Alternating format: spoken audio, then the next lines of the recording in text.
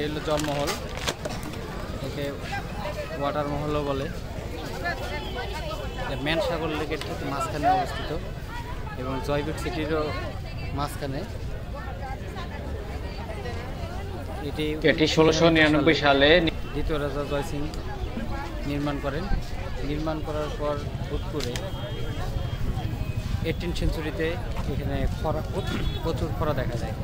খরা দেখা দেওয়ায় এখানে ড্যাম বানানোর প্রয়োজন হয়। ড্যাম বানানোয় কিছু অংশ, একটা বড় অংশ পানির মধ্যে ডুবে যায়, যার কারণে পরে এটা ঐতিহ্যবাহী হয়।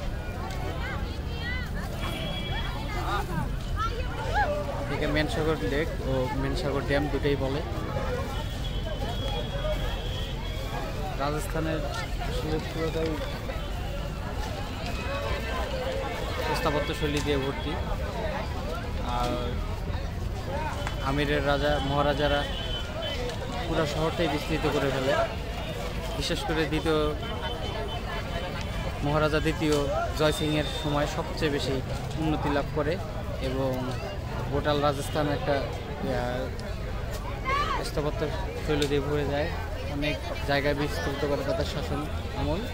আর গোটা রাজস্থানটাই বেঙ্গলি আর্কিটেক্ট দিয়ে সাজানো গোছানো হয়।